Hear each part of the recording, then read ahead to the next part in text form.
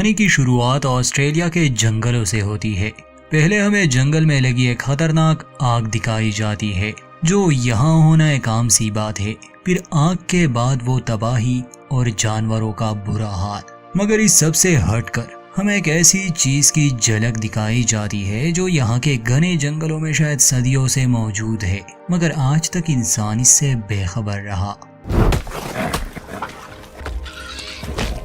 अब हमारा फोकस होगा कहानी के मेन कैरेक्टर्स पर। तो सबसे पहले हमें दिखाई जाती है क्लेयर। क्लेयर पेशे से एक वीडियोग्राफर और डॉक्यूमेंटेरियन है। कुछ महीने पहले ही यहाँ के जंगलों में आग लग गई थी, जिससे बहुत तबाही हुई। कहते हैं कि 100 से भी ज्यादा किस्म के जानवरों की नस्ल खतरे में है। क्लेयर के साथ हमें दिखाई जाती है ग्रेस, जो कि एक ज़ूलॉजिस्ट है। क्लेयर भी वॉलंटियर कर रही है और ग्रेस भी। दोनों का मकसद जानवरों की मदद करना है।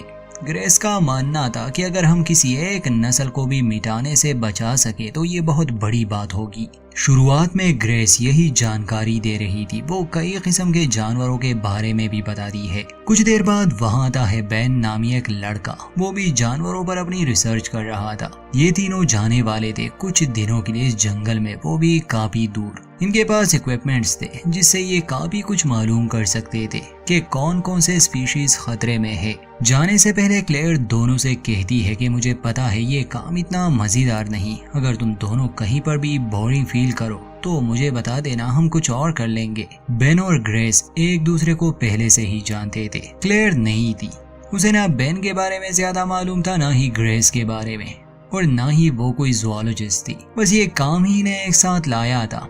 इन्होंने इस रिसर्च की परमिशन पहले से ही ले रखी थी। जाने से पहले क्लेयर यहाँ के पार्क रेंजर से भी मिलती है और उसे कुछ सवाल जवाब करती है। पार्क रेंजर का नाम मैट था। मैट कहता है कि हमें हर दिन किसी न किसी मुसीबत का सामना करना ही पड़ता है। कभी यहाँ आग लग जाती है तो कभी इलीगल हंटिंग होती है। शिकारी जानवरों का भी खतरा है यहाँ। और क्लेयर से वो कहता है कि तुम जैसे लोग भी यहाँ आकर हमें तंग करते रहते हो। ये सब मैट मजाक में कहता है, इसलिए क्लेयर और उसके साथ ही इस बात को बुरा नहीं मानते। अब ये अपना सफर शुरू करते हैं। जंगल में गाड़ी के लिए एक रास्ता था। जंगल में नेटवर्क नहीं होता, इसलिए इनके पास संपर्क करने के लिए बस एक ही रेडियो होगा। अगर कोई भी प्रॉब्लम हुई ये लोग सिर्फ पार्क रेंजर मैट से ही संपर्क कर सकेंगे। अब मैट की ये जिम्मेदारी होगी कि इन लोगों की सुरक्षा करे, क्योंकि जंगल में कुछ भी हो सकता है।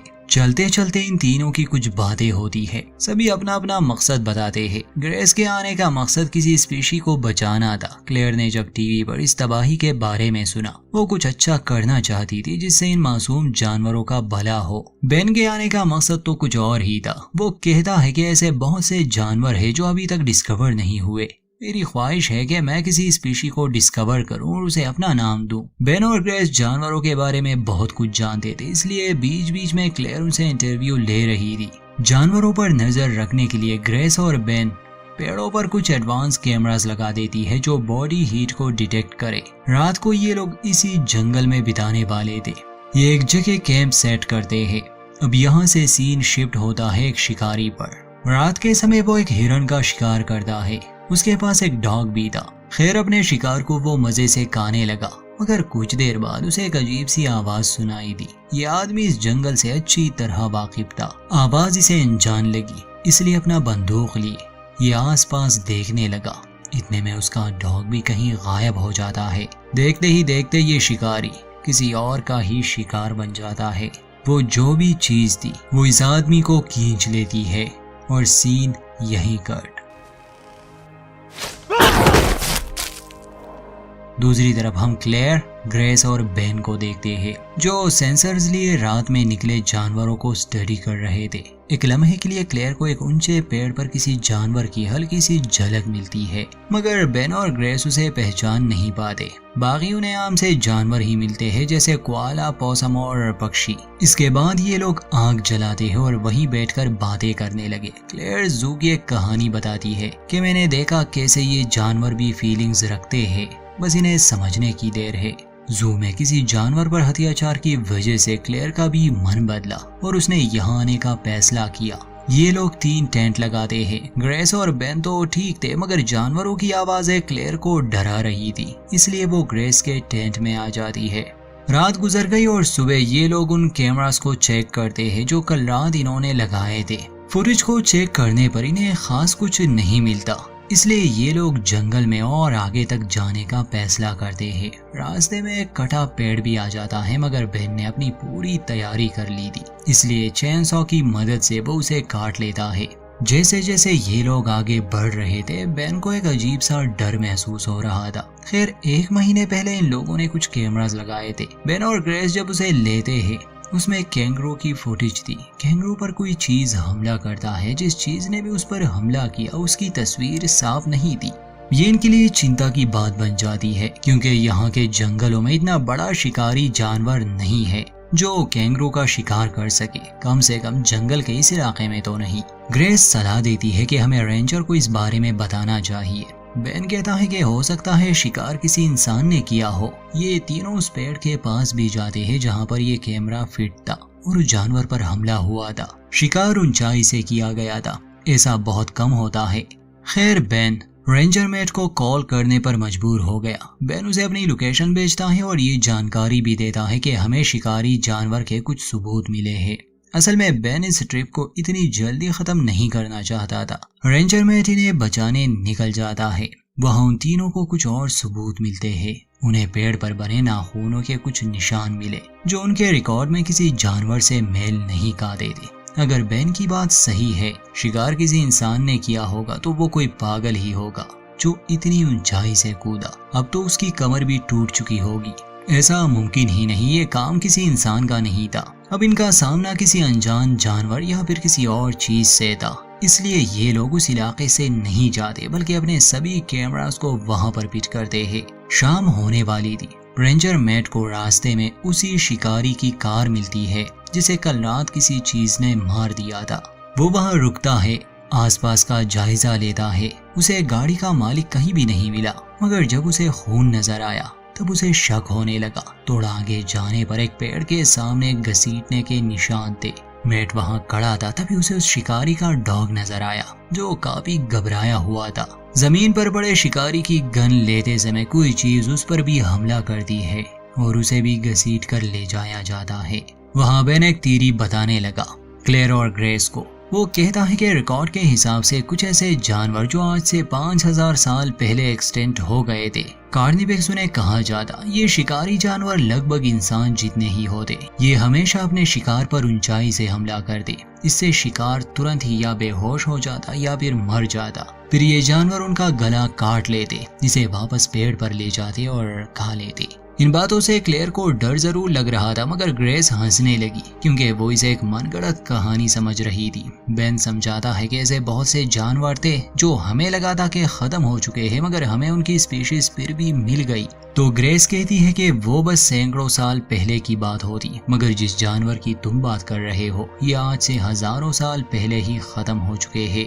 बेन कहता है कि हो सकता है बार बार इस आग की वजह से उनके इकोसिस्टम पर असर पड़ा और उन्होंने अब अपना इलाका बदल दिया हो। सच जानने का एक ही रास्ता था कि ये लोग उसकी तलाश करें।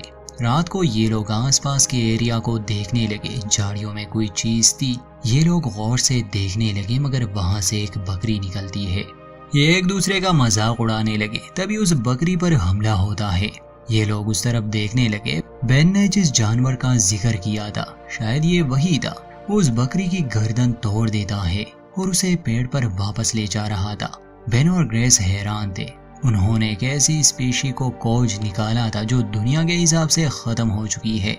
अब इन्हें चाहिए थे सबूत। ये लोग उस चीज की फुटेज रिकॉर्ड करने लगे, मगर वो अंधेरे में रहने वाला एक जानवर है, इसलिए आम कैमरा से इन्हें खास फुटेज नहीं मिलती। क्लेयर जल्दी से अपना ड्रोन लेती है और उसे रिकॉर्ड करने की कोशिश करती है, मगर वो जानवर वहां से भाग गया। बेन उसका पीछा करता है।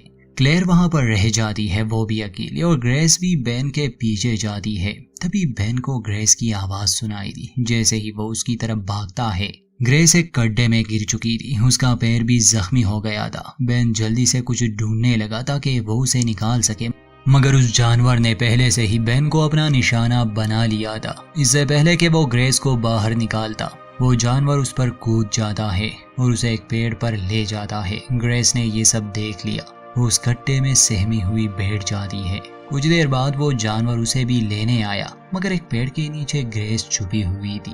वो ग्रेस को जख्मी कर लेता है मगर मार नहीं पाता क्योंकि तभी हॉर्न बजने लगा। असल में वहाँ क्लेयर अकेली रह गई थी। वो बहुत डर गई थी इसलिए भागने लगी। भागते भागते वो शिकारी की गाड़ी तक पहुंच गई। उसे वो डॉग भी मिल गया। कुछ समय के लिए वो वहीं पर छुपी रही। उसने मदद के लिए हॉर्न बजाया जिससे वो जानवर आवाज की तरफ आकर्षित हुआ और ग्रेस को छोड़ दिया। ग्रेस किसी तरह उस काई से निकल आई। यहाँ पास ही एक पुराना सा केबिन था। वो उसमें छुप जाती है। क्लेयर जब गाड़ी में छुपी थी उसे ये महसूस हो रहा था कि वो जानवर अब भी आसपास है।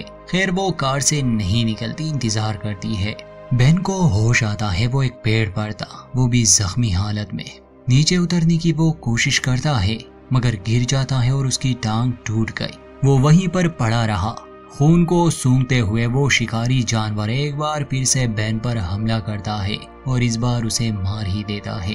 क्लेयर को जब महसूस होने लगा कि शायद अब वो चला गया, वो बाहर निकलती है। ग्रेस केबिन में थी। वो जानवर अब केबिन का छत तोड़ने लगा इसलिए ग्रेस को वहां से भागना पड़ा। ग्रेस और क्लेयर एक दूसरे को मिल गए। उन्हें बेन को ढूंढना था मगर साफ लग रहा था कि उसे मार दिया गया है। दोनों गाड़ी से निकलने का फैसला करते हैं। ये गाड़ी में बैठ भी जाते हैं मगर घबराहट की हालत में ये और जंगल की गहराइयों में जाने लगे। फिर एक ऐसा रास्ता इनके सामने था जहाँ पर गाड़ी नहीं चढ़ सकती थी। ये लोग रस्सी की मदद लेते हैं मगर रस्सी टूट गई। क्लेयर कार के साथ ही काई में गिर जाती है।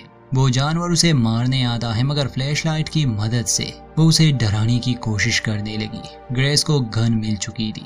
क्लेयर की फ्लैशलाइट ज्यादा देर काम नहीं करती और वो जानवर उसे घसीट कर ले जाने लगा। मगर तभी ग्रेस मदद के लिए पहुंच जाती है। वो गोली चलाती है जिससे जानवर क्लेयर को छोड़ देता है मगर वो दोबारा हमला करने वाला था। एक ही गोली थी। ग्रेस शूट करती है मगर जानवर को नहीं।